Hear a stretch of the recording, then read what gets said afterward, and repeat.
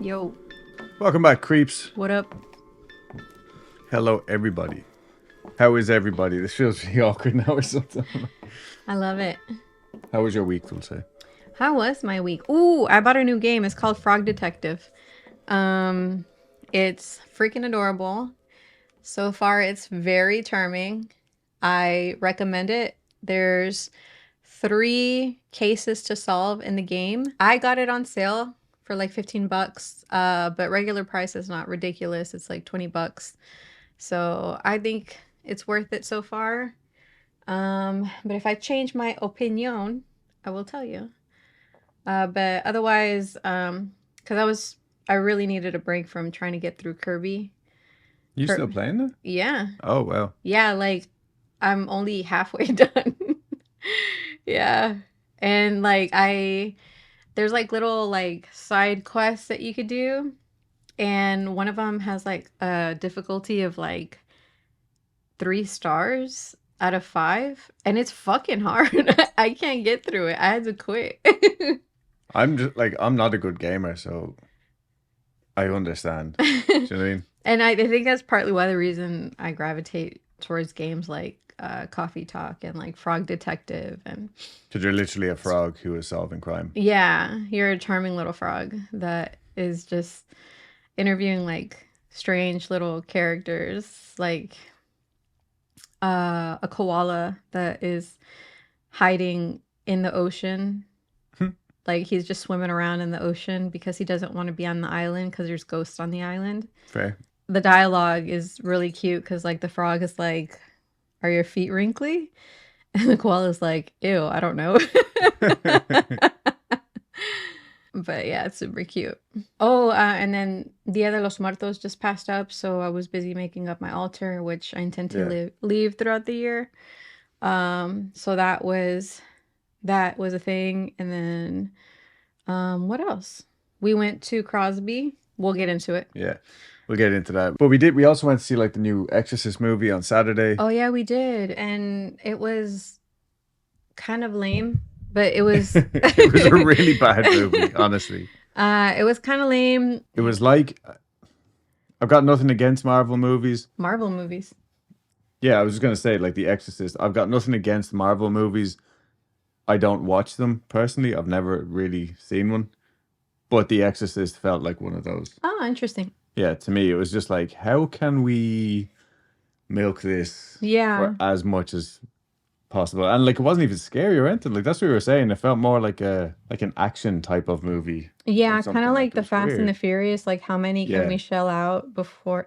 I think there's inside jokes inside like movie making production companies where it's like let's keep making these movies until we don't make any money out of it yeah. and then we'll stop. So anyways, I also finished reading a book called Atomic Habits by James Clear, I think his name is. Jimmy Clear. James Clear, yeah. Wow, I'm surprised I remembered his name. It's basically how to like make small, tiny, minuscule atomic changes in your life. And it also breaks down why bad habits are so easy to maintain and develop, and then why good habits are the opposite. Hmm. And also gets into like the way our brain is wired, also like how like we've evolved, like some parts of us haven't evolved, Yeah. uh like wanting immediate, caloric intake, like we're hungry so we want it now, but unfortunately there's a lot of like ready immediately food now, like fast food, that are high in calories. So it's like, it's like those kind of things. That's just a very very minuscule example of like the grander scheme of the book. I don't want to trivialize it because it has a lot of really good information and I can see myself reading it over and over again. Cool. Yeah, Have you got a card for us? I do. The card today is the Fool. Upside, the message for today is allow your inner spirit to shine today. We've gotten the Fool card before. The Fool card is always a good one. It's basically like, you're optimistic about the future because you're optimistic because you don't know Like you just expect the best coming around the corner. You're not expecting like fucking disaster, you know? So which is a good thing, because once you're optimistic, you're feeling good about something and you lean into something that makes you happy, those naturally raise your vibrations and attract things that match those high vibrations, which are other positive things. So again, going back to the card, I kind of just went on a little tangent there. But the message of today is allow your inner spirit to shine today. Who would you wish to be if you weren't limited by the expectations of yourself and others? Although those expectations may feel real, they're actually only a tiny fragment of the possibilities available to you. So go ahead, be silly, express yourself, have fun, be who you want to be. So there you go. Nice. I just realized as I'm sitting here staring at myself in the camera that I look like this guy from Little Britain. Look up Dawn from Phantasmagoria. That's who you look like. That's a bit better, I suppose. So before we get started on our story this week, we have an affiliate link. This bitchin' t-shirt that I'm wearing. Hang on. That's right. This Mothman t-shirt that fits really well, honestly. It's like really comfortable and like good quality. It's from 16% Nation. That's what I was doing over here on my phone or on the computer, because I was trying to pull up the email that we had. So he's offering, David from 16% Nation is offering a trackable code free creep. It's all in capitals. I'm sure that doesn't matter, but yeah, free creep, all one word, exclusively for our listeners, and that'll grant free shipping on your orders. I thought there was a limit on that, but I don't think there is. I think you just automatically get free shipping, which is pretty cool. They do these like plushies and stuff as well. We haven't got ours just yet. We just got the t-shirt, but they do cryptid plushies and they look really cool, honestly. So we can't attest to the quality of the actual plushies yet, but we've seen like some of our online friends that we've made through doing this are also affiliates of 16% Nation. And they look really cool. Yeah, I can't wait for my pants monster. The Dulce calls it the pants monster. It's the Fresno Nightcrawler. And we got like the little mini Mothman plushie as well. But yeah, so full transparency, if you use the link in the show notes and use the code free creep, we will make a little bit of money off it. But they don't charge you extra for doing that or anything. So we're just promoting the company because they seem really cool, honestly. Yeah. I'd reached out to them months ago to try and... I didn't actually want to become an affiliate. I just wanted to get a link. To promote. To promote it, yeah, because I thought that they looked cool. But I guess he didn't understand why I would want to do that. So now... I was like, why do you want to do that with no kickback? Yeah. So I was like... I've been very transparent with him as well, saying like, I don't want to promote crap that our listeners aren't going to like. So far the shirt's great. So we can vouch for the shirt. I really like it. We'll let you know what we think about the plushies. We'll probably do like a little unboxing or something. Yeah, and if we think they're good quality, and I'll try to beat my pants monster up a little bit just to test out the durability. But if it gets my seal of approval and it gets yours, then we'll promote those. But for now, like, the shirts are really good. Yeah, honestly, really cool. So yeah, don't forget to use the code FREECREEP, all one word, FREECREEP, and you'll get free shipping, which honestly, that's not bad. Yeah, it's not. The shipping has stopped me from buying certain things. Yeah, it's really stupid. It's a stupid thing I do too, where it's like, okay, I'm about to spend like $50 on something, but I don't want to shell out $5 extra for shipping or some bullshit like that. Yeah, because we're so used to like, it's so dumb. I can just get it on Amazon. Yeah. Anyway, that's all. Christmas is coming up, so I'm sure you all know weirdos or are the weirdos. Who wants a pants monster in your life? Yeah, they have like Sasquatches and all. Like, yeah, I think they look really cool. So that's our news. But yeah, So our story this week started out a little bit different than usual. I was trawling through Reddit one evening a few weeks ago, looking for some cool stories, and I stumbled upon this one from Reddit user elegant_ad_2603. And the story is titled Houses on a Graveyard. So straight away I was like, okay, I'm listening. And it begins, in Texas, there is a suburb that is just outside of Houston that was built in the 70s over an 1800s graveyard.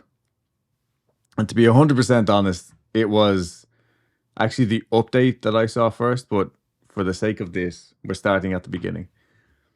He goes on, they pretty much removed the gravestones, but they didn't move the bodies. So as time passes and the community gets bigger, they keep finding graves. The most recent graves that were found was about 2 or 3 years ago. And if you go into the forest heading to the lake, you may find a gravestone or two. We didn't. This is a story of a few of the experiences I've had since living here. And FYI, this will be a lengthy post. I had no knowledge of this when I bought my first home in 2019 in this community. We were so excited, and I don't know if the real estate agent knew the history of the land or not, so it wasn't mentioned to us. We actually lived there a full year before we started having our first experiences.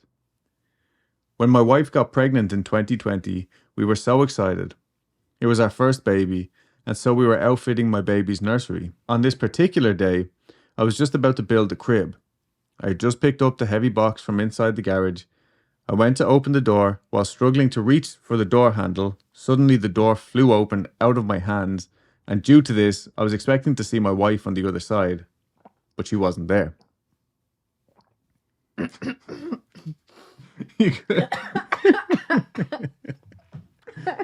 Sorry, it has coconut bits in it. So he was expecting to see his wife on the other side of the door, but she wasn't there. She was in the nursery. What made this even more weird is that the door was a heavy door, one that would close under its own weight, and it wasn't a windy day. At this time, I thought it was strange, but really thought nothing of it. The second experience we had in the house actually involves my wife. I was taking a shower and relaxing after a hard day's work. She had gone into the kitchen and started to cook dinner as I showered.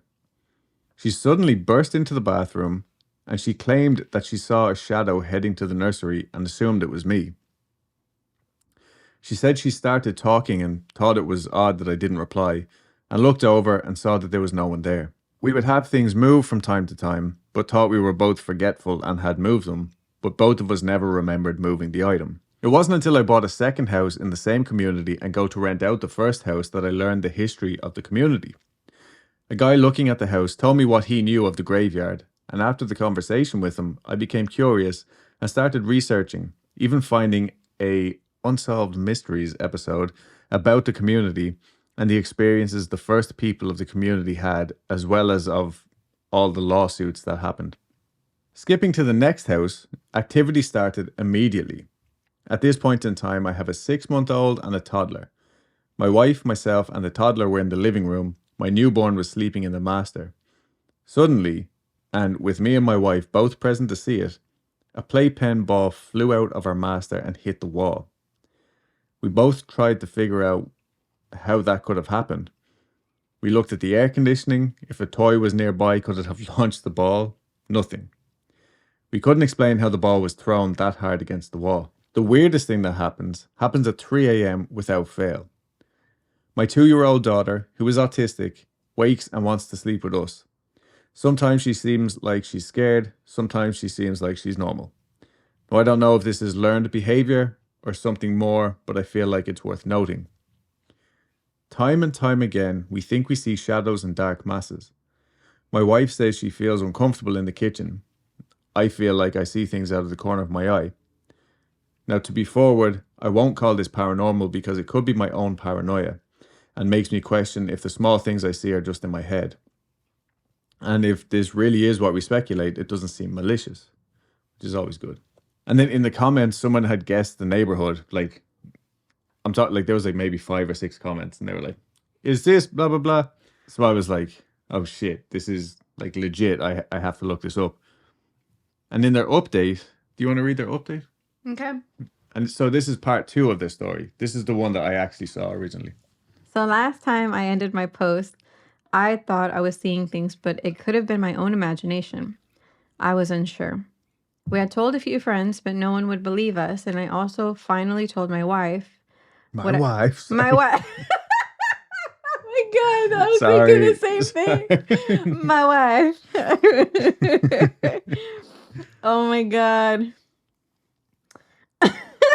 God damn it. Who was it? We actually Borat? are taking the, yeah. We do take the story seriously though. I just fucking can't. I can never read my wife My without thinking wife. that. Yeah, I know, me too. God, I used to like. Oh god, I used to have to read things out loud, and I'd say that, and I'd fucking say it in that stupid fucking Borat voice. Oh god, I'm an idiot. Anyways, shut Okay, up. okay. We had told a few friends, but no one would believe us, and I also finally told my wife what I had noticed in my daughter's room, but wasn't sure if I wasn't influenced by my own paranoia. Well, two events happened since my last post. First off, we have two dogs. Congratulations. They've never randomly barked or responded to anything, so that's what confuses me on these experiences. As I said in my last post, my daughter, without fail, will hop into our bed at about 3 a.m. plus or minus 30 minutes. Like I said in the past, I'm not sure if it's a learned behavior, but thought it was worth noting. Well, the other night, I was outside with my daughter talking with my sister. Suddenly, my wife burst outside with my son in hand. In a scared tone, she said she heard one of my son's toys go off.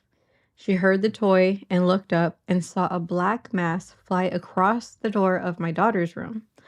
It matches up with what I've been seeing. My only fear is since I told her what I'd been seeing, she may be influenced by it. The mind works in mysterious ways. The second experience was late at night. I walked into the kitchen and I feel like I'm being watched. What's weird about this house is no matter what we see, we may feel a little uncomfortable, but we never feel threatened by whatever is here. Even my wife, who jumps at the sight of her own shadow, says she doesn't feel threatened. Anyways, I walk into the kitchen and I see what looks like a shape of a head behind the side of the fridge. It disappeared as soon as I saw it. Like I said, the dogs have never barked, and we have never felt threatened. I don't know what to think about all this, but I'll update as more happens. So, like straight off the bat, yeah, that is actually weird. I think I had forgotten about the dogs not acting or reacting rather. So yeah, it is like a common thing for dogs to they're supposed to react to stuff like this. So I do think it's interesting that he's saying that the daughter coming in at 3 a.m. Personally, I don't really believe the whole 3 a.m. thing. I'm not saying that it couldn't happen, but based on like my experience from my little sister, who was actually a freak. No offense, Roshan. Like She she, knows. yeah, She'll be like, fair. yeah, she did have some like interesting, spooky stuff going on as a child. But like she would just wake up and really have to pee. Like that was her thing, and it was a fairly consistent time and stuff like that. And I also appreciate what he's saying about like, well, I'm after telling my wife this, so now is she expecting to see this?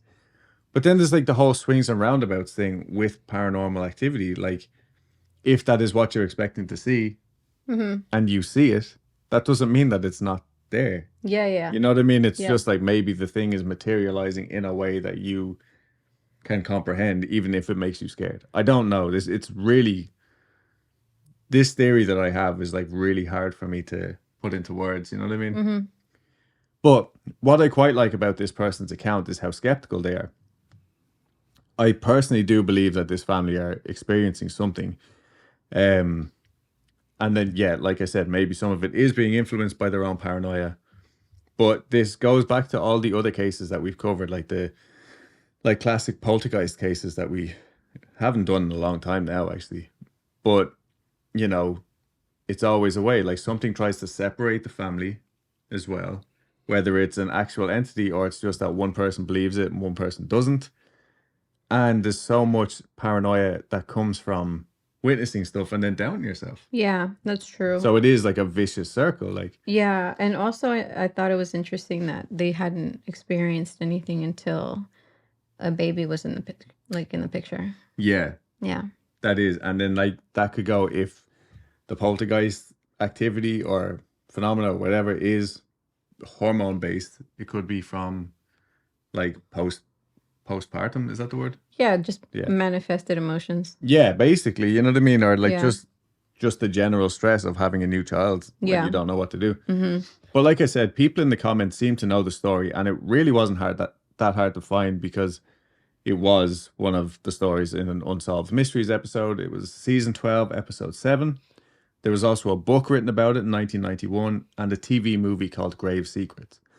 A lot of people say that this is the case that actually inspired Poltergeist, but I think Poltergeist, a lot of the stuff was happening as Poltergeist was released, so I don't think that that's the case. Mm.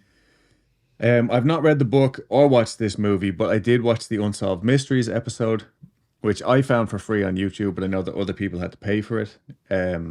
Because Emma from Real Life Ghost Stories also covered this case and she had to pay for it. That's how I know. So if you're in America, you can watch Unsolved Mysteries for free, as far as I know. But let's start at the beginning. Humphrey Jackson immigrated to the States in 1808 from Belfast, Ireland.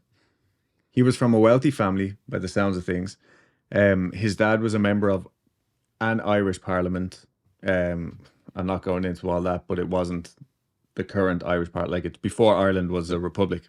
He owned flour and linen mills, so he obviously had money.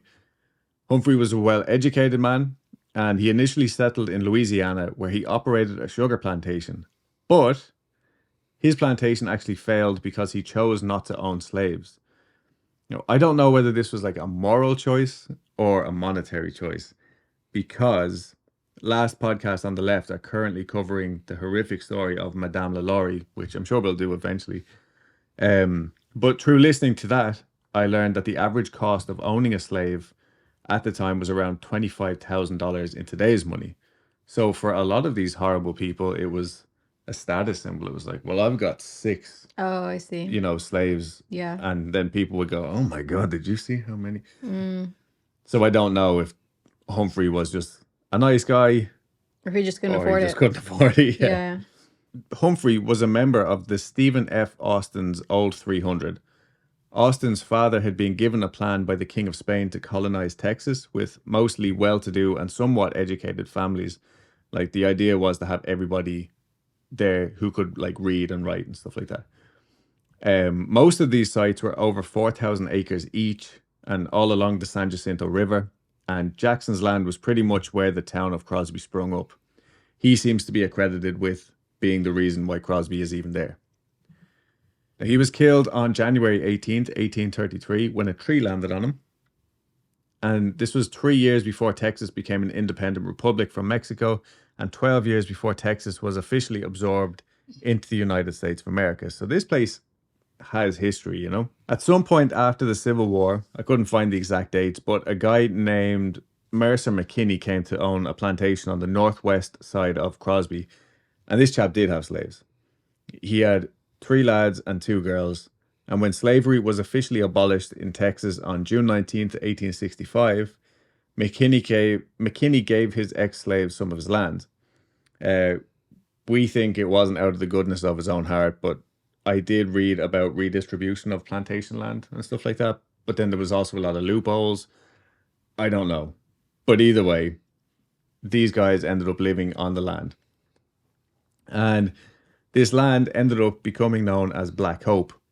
Now, I don't know if that was ever an official listed name, but soon the few people who were living there grew into a small community. And eventually there were several homes, a school, a church, and even a cemetery. The community was eventually destroyed because of a fire, and most, if not all, of the displaced residents made their way to Barrett Station, which is just down the road. Remember we saw? Yeah.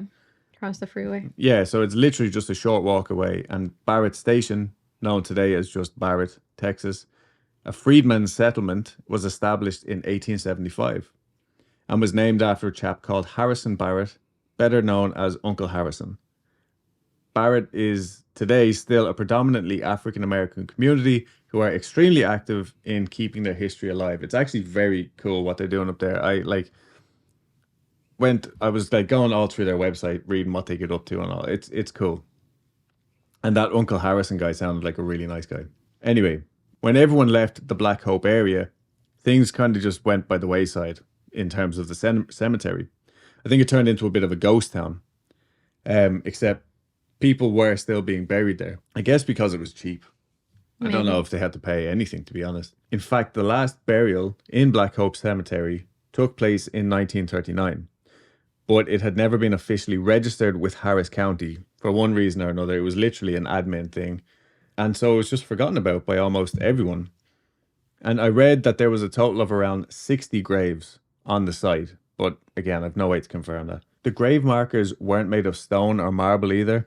They were typically just simple wooden crosses, or like it would have just been a rock on the place to mark it, or even like in some cases, just the trees that were nearby would be marked, like gouged with a knife or whatever. These like wooden crosses and stuff wouldn't stand a chance against the elements, especially here in Texas. Like, for example, on Sunday when we went to Crosby to check this place out, there'll be a video on Patreon. It's actually already uploaded before we've even recorded this. But yeah, it was around 90 degrees Fahrenheit on Sunday, or about 30 something degrees Celsius. And then the very next day, it was like 50 Fahrenheit or 10 Celsius. So, like, that's even without rain or wind or anything. So it's not surprising that these graves just kind of vanished basically on the site. The people who didn't forget about the cemetery were the people who had buried their families there. But over the years, they moved on or passed on themselves and became fewer and fewer.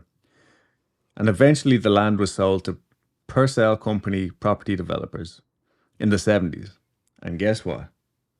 They built a bunch of houses. They built a bunch of houses over Black Hope Cemetery. Now, I don't know that the company ever really denied it, but this is a quote from a court case in 1989. During construction, Al Summerlin, Purcell's field superintendent, was informed by an unidentified person that at least one human grave existed on the land. Summerlin examined the alleged gravesite and observed a short fence around it, as well as a stick with a cross. Because Summerlin, quote, didn't know whether a dog was buried there or anything, he told the tractor man to take it all out. Thereafter, the debris was hauled off and dumped. Like, this seems like a fairly heartless thing on the superintendent's part, because it is. But in construction, typically, if you find human remains, you must stop everything, call the police, the coroner, and then they will determine how long the remains have been there and whether or not they need to investigate. If the remains aren't of a suspicious nature and are older than 100 years, they could potentially be of archaeological importance, which could end up suspending construction indefinitely, which could mean hundreds of people out of a job. So while I don't agree with what the dude did, I get it. You know what I mean? I guess. The next section is mostly from the Unsolved Mysteries episode itself, but I do still recommend going to watch it because, you know, they interview the real experiencers and whatnot, and it's Unsolved Mysteries. Like, you can't go wrong. Like, the first people to move into the new subdivision were Ben and Jean Williams and their granddaughter Carly. And while I don't have much of a timeline for what they experienced, Jean says that she always had a sense of foreboding from the time they moved in. She also couldn't manage to get any flowers to grow in her garden, no matter how much they took care of them. This is like small potatoes kind of stuff, you know? And she couldn't even keep those. Couldn't even keep those. Two apparently coffin-shaped dips in the soil near an oak tree in their back garden kept appearing too, no matter how often they filled them in. Whoa. Yeah. The tree was also marked with an arrow pointing down and two slash marks near the bottom. An elderly local confirmed their fears when he told them that he had actually made the marks to show where his two sisters had been buried. Whoa. Yeah. From what I can make out, there was no activity, or at least it went unnoticed until they learned about the graves. But from that point on, they experienced a whole slew of possibly paranormal occurrences. They saw random shadows moving quickly along the walls, objects moving, audible footsteps, the electric garage door opening without assistance, the smell of fresh brewed coffee every morning at 5 a.m., which sounds great. It does. Awful smells, which sounds bad. Cold spots in the middle of the summer, whispering, constantly feeling watched, birds nesting around their house, pecking their babies to death. What? The bird babies, not the human babies. Oh.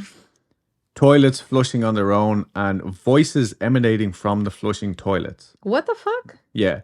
Now, I actually I was have. saying like, Oh, feed shit. me, Seymour.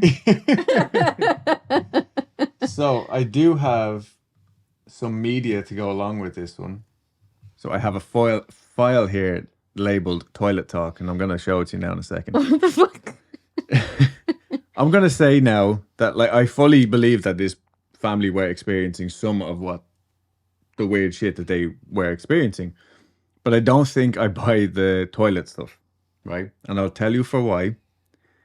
I think some toilets just make weird noises, right? Okay. That's a fact. All right. We had our water shut off the other day, which was really annoying because I was going to go meet some new friends and I couldn't shower before I went. Yeah. But remember when the water was coming back on, you would just hear like gurgling coming from the toilet and stuff. Yeah. But two, if they were hearing actual human voices, but only when it was flushing, I think they might have been hearing their neighbors. What? Yeah. I remember watching one of those prison reality shows one time, and the inmates were using their toilets to communicate with one another. Oh. Remember this? I think so. I feel like fucking like Jay Leno. You remember this? But yeah, they would scoop out all the water and then stick their heads into the bowls and shout through the pipes. One couple in the TV show had actually met through the toilet. And then it says, "Show Dulce, video in Black Hope folder." Yeah, I be talking on the toilet. It's fun, but it's better talking to the boys than these raggedy ass girls all the time. I remember. And so I didn't know anything. People were talking to you through the toilet, like really. Yeah. So to talk on the toilet bowl, you have to bail out, take all the water out, dump it in the sink. Oh my God, what is happening? Yeah, so anyway. That's amazing. Yeah, I don't know if I'll actually be able to include that in this video because it's like Netflix. Did I ever tell you about the time? Oh, finish your thought. Sorry. Oh, no, I was just going to say, but like these people communicated through their toilet. Yeah. I thought it was funny that like some people were like, you know, using stuff to distance themselves from the Yeah. toilet, and then other people were like head in, In the the bowl, toilet, like, hello, Yeah. who's there? Yeah. That's an interesting theory, but that's assuming that the people that were using the toilet, like you had to take the water out on both sides. I doubt they were taking water out of their toilets. I mean, yeah, that's fair enough, but when they said that it only ever happened when they flushed the toilet, Yeah. I was like, well, shit, I don't know, maybe, Well, the other person has to empty their toilet bowl too. or is it At like the exact same connected time that to they the fucking poop. kitchen sink somehow? I don't know. Yeah. You know I what I don't mean? buy it. I don't buy it. All right. I'm just trying to take the skeptical side here, you know? Yeah. I don't buy what you're selling. I'm not picking up what you're putting down, man. Charles Manson over here. I wrote in here on the spider.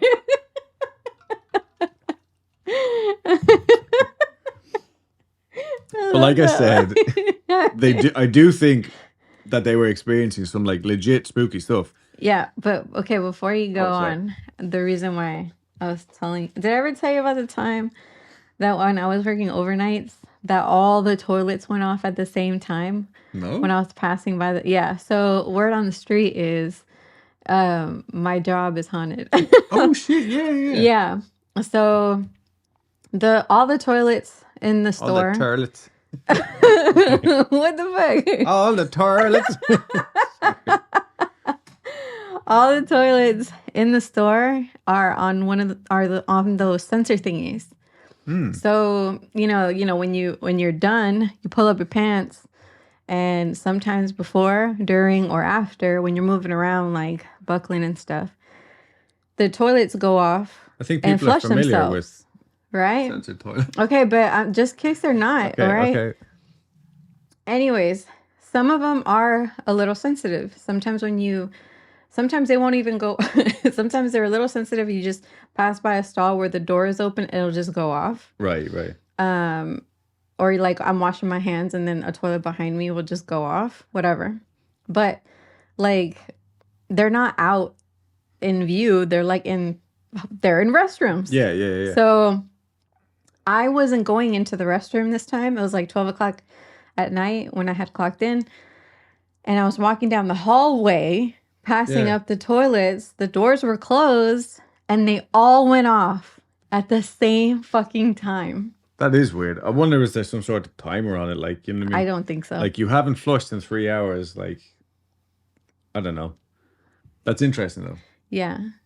I think I would be freaked out by the toilet flusher. Like I said, I do think that they were experiencing some legitimately spooky stuff. Like, for example, on one occasion, they heard someone come in through the back door and footsteps coming up the hall to the bedroom where they were hanging out. It was just the granny and her granddaughter. They thought they had like a real life burglar, but I have had a very similar experience myself. Like, remember, I thought my dad came home. I went down to greet him and get like a cup of tea with him. Yeah. And there was just nobody And he there. ghosted you. Literally. You were ghosted. Yeah. One evening, Ben came home just after midnight, after working a late shift, and he saw two shadowy figures who, quote, went backwards into the den. The fuck? Yeah. So I think they were just kind of gliding. Like moonwalking? Well, I don't... yeah. The fuck? But like, the TV show effect had them like, you know, kind of floating through the thing. So I don't know. It might just be getting that mixed up. But anyway, Ben followed them and they went down the hall to where Jean was sleeping. And when Ben got to the room, there was only one shadow, and it was at the end of the bed, just appearing to watch Jean sleeping. So Ben fucking spear tackled that bitch. Poor Jean. Yeah, the shadow, not Jean. But Ben dove through the shadow to protect Jean and described it as a sticky cold sensation. Whoa. Yeah. The Williams were then struck with some of the absolute worst luck you can imagine, which they blamed all on the fact that they felt that they had desecrated the graves on their land, even though I don't think they had done anything other than like fill them in with soil. And even then, it was like nothing intentionally. Like they were doing that even before they knew it was they were graves. But I think in and around the same time, the Haneys moved in right across the street. And in the video that we put out, I actually called these guys the Laneys, I think. But it's the Haneys. Sam and Judith. And the year after, I think in April of 1983, they decided that they were going to put a pool in their backyard. So I guess they were getting ready to start when an elderly man knocked on their door one day and told them that there was people buried right in their back garden. I'm not too sure who this old man was. This mysterious old man seems to keep like popping up every now and then. But Sam Haney started digging anyway. He had like a little mini excavator there. So he just hopped on there and sure enough ended up coming across, quote, an actual human remains. That is a quote from Sam. He said, an actual human remains. He called the sheriff and the county coroner and they confirmed that they were, in fact, an actual human remains. And there was a coffin beside the one that they had uncovered, but they left it alone. They didn't touch it because the bones were so brittle that they were like turning to powder. But they managed to get like 26 good samples, I guess, like to test to see if they could like see who they belonged to. But the sheriff did give the Haneys the wedding rings off of the uncovered skeleton, which I thought was a bit weird. Yeah, I guess he was like, well, I mean, it's on your property. It's technically your... Weird. Like, what am I going to do with them, you know? Yeah, I suppose. But the Haneys were understandably freaked out and they wanted to find out who these skeletons belonged to. They reached out to a fella called Jasper Norton, who is an older man who lives in the area, but seemingly not the old man that keeps knocking on people's doors at just the right time. And saying, they moved the gravestones, but not the bodies. So Jasper had lived there for a very long time and had even worked as a gravedigger at Black Hope. Now, I'm not sure if Jasper was the one knocking on random doors in the first place or not. He was able to tell them that their backyard plots belonged to Charlie and Betty Thomas, who had died in the 30s. And then after this, similar to their neighbours across the road, strange things began happening to the Haneys. Again, I've no kind of timeline here, but one evening when Judith was home alone in the bathroom, she heard the sliding door open up and then who she thought was her husband say, "What you doing?" But when she went to check, the door was locked and there was absolutely nobody else in the house. Whoa. Yeah. None of your business, creepo ghost. It gets weirder, right? Like, this is genuinely one of the weirdest things I've ever heard. The following morning, she went to get her red shoes out of the closet and couldn't find them anywhere. The two of them looked all over, but couldn't find the shoes anywhere. Later that day, they found them outside on the graves in their back garden. Right? And this next bit is a bit too hard for me to believe, but in an almost movie-like twist, it turned out that it was actually Betty Thomas's birthday. Whoa. I cannot confirm or deny this, but Sam felt like it was Charlie giving Betty a birthday present, which is lovely and sweet and all, but like, again, this is almost too good. You know what I Yeah. mean? So the Haneys actually took the property developers to court and sued, basically saying that they hadn't been honest about the property. And what was it? Mental fucking harm had been, like, basically suing because they were traumatized. Yeah. And the jury said, yeah, cool, sounds legit, I would hate that, and ordered Purcell to pay the Haneys $142,000. But the judge overruled, saying, you know, good Texan judge, always standing up for the business. He's like, no, you're all fucking wrong. I'm taking over here. You guys have to pay the Purcell's legal fees now. And they were forced to pay 50 grand, which literally bankrupted them. And they ended up losing their house. Damn. Yeah. But back with the Williams family, though. And again, I can't say I agree with what these people concluded, but in a very short span of time, 6 of their close family were diagnosed with cancer. 3 of them succumbed to their illness, and the Williamses are like pretty cocksure that it was all because of the spirits whose bodies were buried in their backyard. I feel like this, in their grief, this is just, you know, an enemy to point the blame at kind of thing. Potentially. But they too decided to sue, and were told that, like, look, unless you have proof that there are bodies in your back garden, you have no case, right? Mm-hmm. Because the judge overruled basically the Haneys, saying, like, you technically have one plot here. Mm-hmm. That could have just been a random plot in all of Texas. Mm-hmm. There's nothing there saying that it's actually a graveyard. You know what I mean? Mm-hmm. And so, no, we're not going to hold Purcell accountable for that. But if the Williamses also uncovered a plot, or possibly more, then there was potential to For a bring case. all of this back to court. Yeah. Okay. With that, Jean went back home and decided that she would get proof. She started digging, but soon began to feel ill, and her daughter Tina took over. After about 30 minutes or so, Tina also started to feel sick. She was dizzy and lay down on the couch, but she continued to feel worse, and eventually her dad had to call an ambulance. At just 30 years old, Tina had had a heart attack and died just 2 days later. What the fuck? Yeah.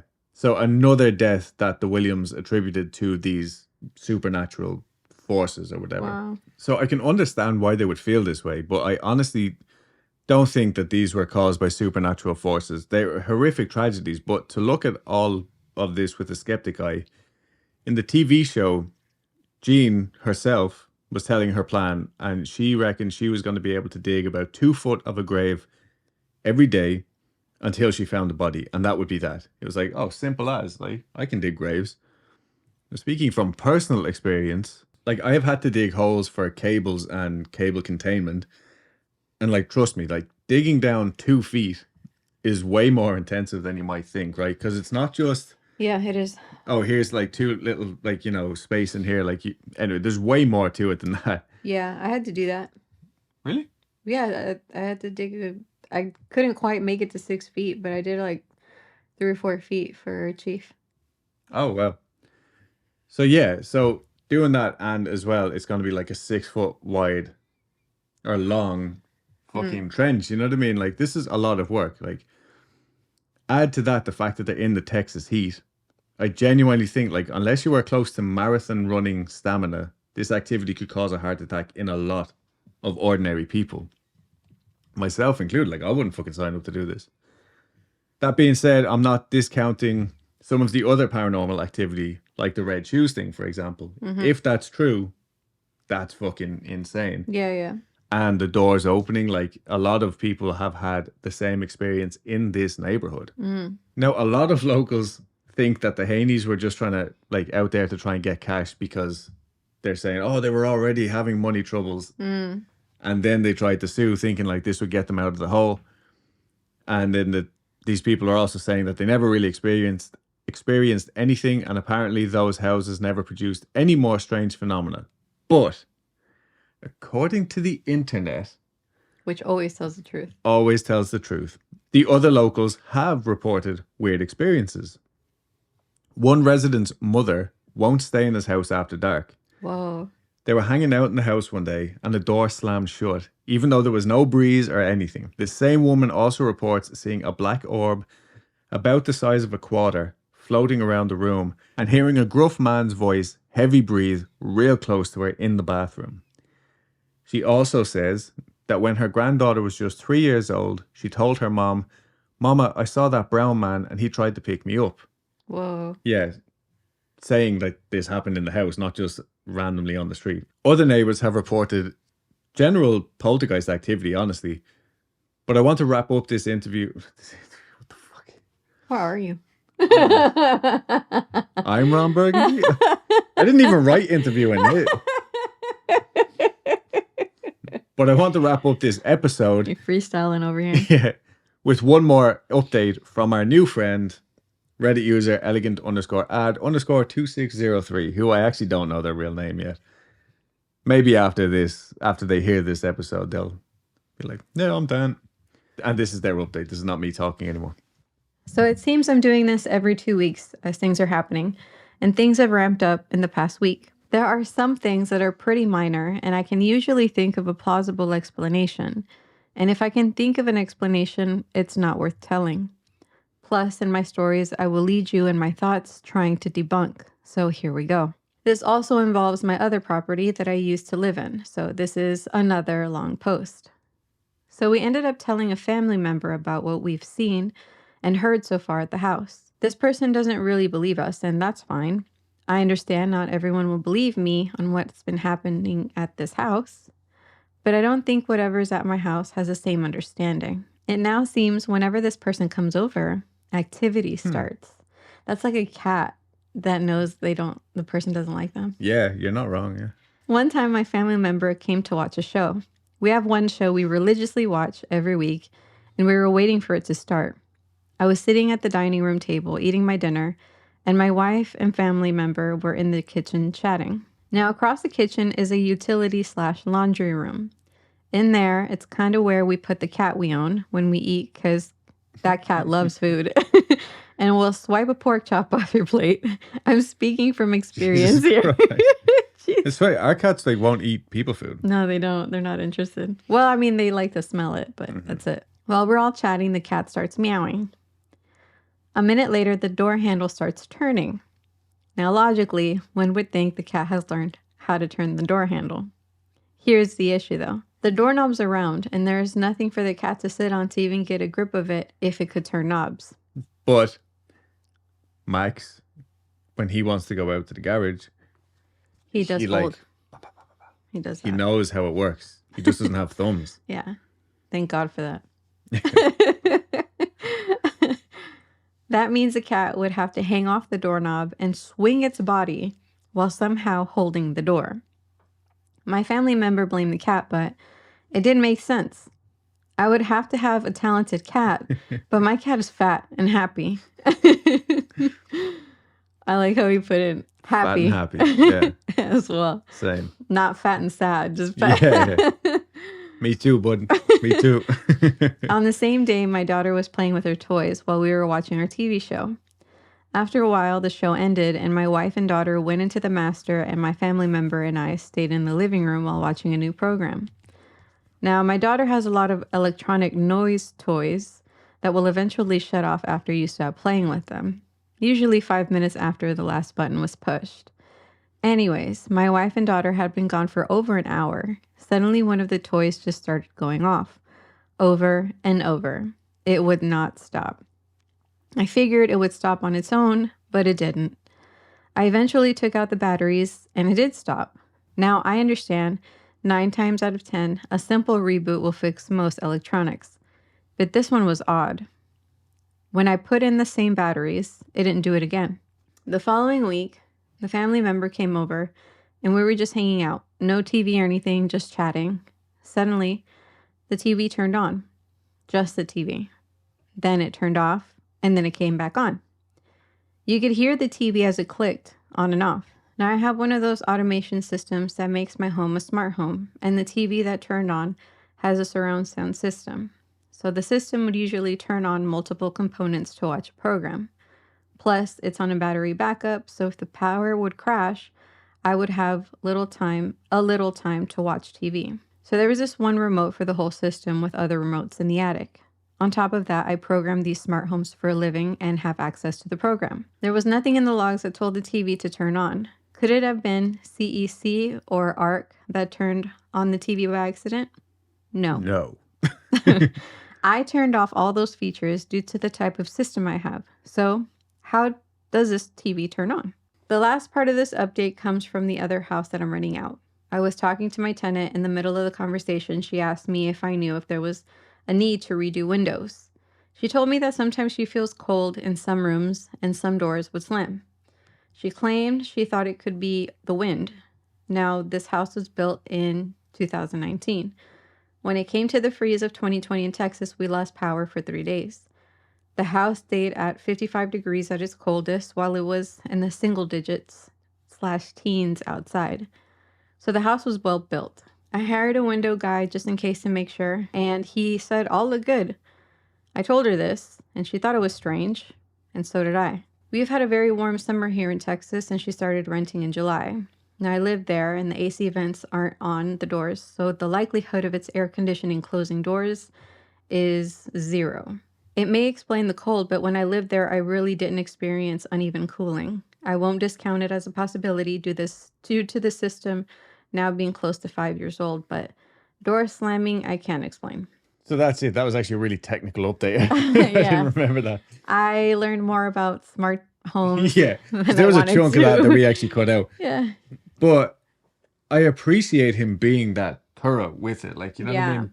Because that whole update was like technical business, whereas the other ones are like, I'm kind of getting these weird feelings and stuff like that. But that's it. Like, he's still providing updates on Reddit. There's actually a 4th update that I didn't include because I figured... Because it sounded like a manual? No, that it actually is probably one of the freakier ones. Oh, then why didn't you include it? Because it came out just as I finished writing this last night. Mm-hmm. And I was like, you know what? Fuck it, that's a sign. So I will tell it on Patreon. Oh! Or also you can just go to Reddit and check it out for yourself. I'll leave the link for his Reddit page. Sure. Subreddit? Yeah, whatever. In the show notes, so you can go and like read them all and check them out. But yeah, I'm kind of hoping that one day we'll be able to maybe meet up with Dan, if that is your real name. Maybe go have coffee or something and check out the house. Real name is Billy. We will have a small vlog style video over on our Patreon. There's no music because I'm not paying for music on this. But yeah, there is like also another short story that we got on the ground. It was really fun. I loved getting that. Like, the guy in the gas station? Yeah. I told him. Stay tuned, guy in the gas station. Yeah. He was like, how do you know about this place? And I was like, it's my job. I felt like fucking Mulder or something. Nice. Anyway, here's a list of sources. Texas State Historical Association, or TSHA.com, terryreed.com, law.justia.com, which is funny because that was actually a source that I used on the Corpsewood ones as well. They have a lot of manuscripts and like roundups of court cases. Summaries, yeah. Cron.com, Wikitree, Wikipedia, and Wikimapia. RiseUpParanormal.com, which actually just led me to some of the other sources. But it's still worth mentioning. And then lastly, there was actually a family in Dallas that basically had the same story. Like their family members had been buried in a graveyard that was forgotten. They just happened to be former slaves as well. And when they were doing their like ancestry.com or whatever, they found this out and the guy was able to trace them back and is now working quite hard to like take care of the graves properly and get like real markers and all put out. So I thought that was really cool. That is nice. Not everybody is as fortunate. Like when we went back home in August, my grandmother took me all around the graveyard, or both of us, and I think we were able to see, there's that fucking mosquito from the video. From the video? Yeah, you were trying to kill a mosquito in the car. Oh, yeah. Bastard followed us home. But no, like, so my grandmother was able to take us around and show us like where her grandmother is buried, and it's all in the same graveyard, you know what I mean? But I didn't realize how fortunate I was to be able to do that. Like, just go back home and like there's literally all of your family history Yeah. in this one big fucking morbid square. Yeah, don't forget to go check out my Mothman t-shirt. 16% Nation. I will have it linked in the show notes. And yeah, use the code FREECREEP. And we'll provide updates as soon as we get our plushies. I'll probably be buying more of these t-shirts because they're pretty fucking cool, man. Yeah. And yeah, Join our Patreon. join our Patreon to hear any updates going forward from Elegant Dad. Help me buy antibacterial soap so that I can wash the dead mosquitoes off my hands.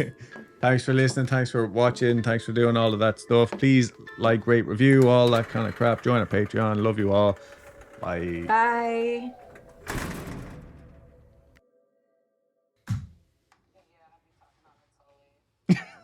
Yeah, I'll be talking on the toilet.